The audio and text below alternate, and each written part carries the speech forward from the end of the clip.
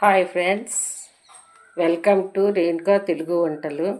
ఈరోజు అటుకులు మిక్చర్ చేస్తున్నాను. ముందుగా అర కేజీ అటుకులు తీసుకొని పెనం వేసుకోవాలండి పొయ్యి మీద. ఇందులో అర కేజీ అటుకులు వేపుకోవాలి, బాగా వేయించుకోవాలి. షాలో ఫ్రై చేయాలండి. ఇవి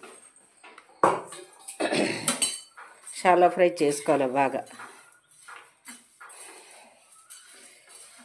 ఇలా వేయించుకోవాలండి,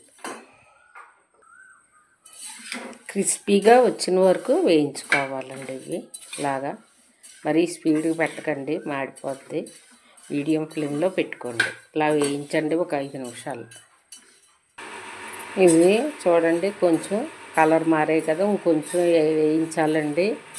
ఇవి కొంచెం జల్లించుకోవాలండి. వేపే ముందు జల్లించుకుంటే ఇసుక అది ఏమైనా ఉంటే పోతాయి.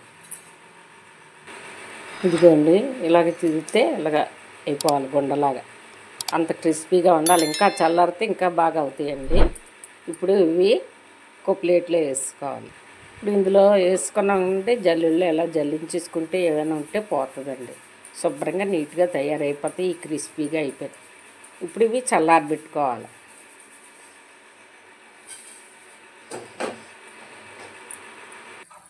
ఇప్పుడు స్టవ్ ఆన్ చేసుకొని ఆయిల్ వేసుకున్నానండి. మరుగుతుంది చూడండి ఆయిల్. ఇప్పుడు 2 కప్పులు పల్లీలు వేసుకుందాం, వేపుకోవాలి. ఇదిగోండి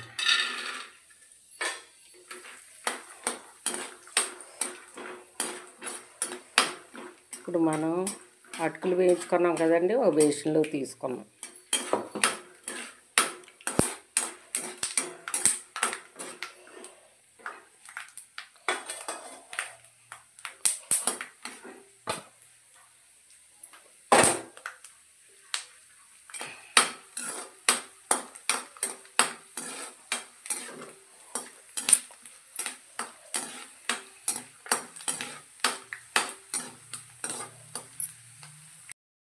పల్లీలు వేయించడం అయిపోయింది.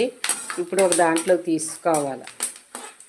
ఇదిగోండి పల్లీలు ఇందులో అటుకుల్లోకి తీసేసుకున్నాం. ఇప్పుడు పుట్నాల పప్పు వేసుకో. ఇదిగోండి 2 కప్పులు పుట్నాల పప్పు. ఇవేమో వేపుకోవాలి కొంచెం లైట్గా.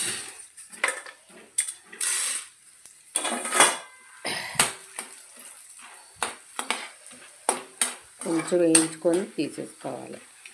ఇప్పుడు ఇదిగోండి పచ్చిమిర్చి, ఒక 5 పచ్చిమిర్చి, 2 వెల్లుల్లిపాయలు, కరివేపాకు. వెల్లుల్లిపాయలు కొంచెం కచ్చపచ్చ దంచుకోవాలి.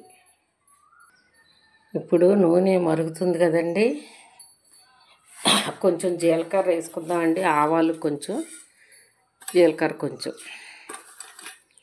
ఇవి బాగా వేయించాలి.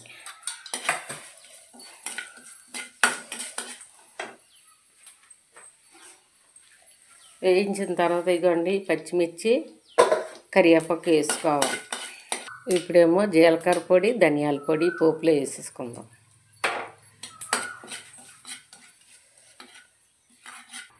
ఇదిగోండి ఇప్పుడు ఒక 3 ఎండుమిరపకాయలు, కరివేపాకు కొంచెం కలుపుకోవాలి అలాగా. ఇప్పుడండి కొంచెం పసుపు వేసుకుందాం. ఇదిగోండి పసుపు చిన్నది వేసుకుందాం కలర్ కోసం. తర్వాత ఇదిగోండి పచ్చిమిర్చి, వెల్లుల్లిపాయలు చెదగొట్టినవి 2 వేసుకోవాలి.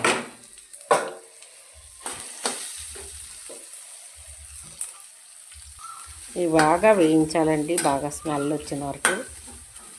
మంచి స్మెల్ వస్తుంది, అంతవరకు వేయించుకోవాలి. ఇక పోపు అయిపోయిందండి. ఇక పోపు వేసేసుకుందాము.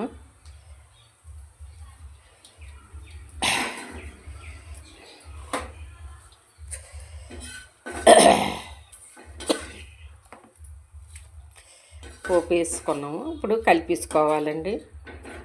ఇప్పుడేమో ఉప్పు, కారం జల్లుకోవాలి దీంట్లో. ఇందులో ఇలా జల్లేసుకోవాలి. చూసుకొని వేసుకోవాలండి ఉప్పు, కారమును. ఇప్పుడు మనం ఇలాగా అన్నీ వేసుకున్నాం కదండి, కలుపుకోవాలి. బాగా కలుపుకోవాలి.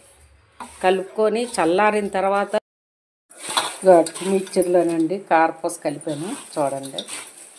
ఇదిగో చేశానండి. ఇది కొంచెం కలుపుకున్నాను. చాలా బాగుంటుంది. Thanks for watching.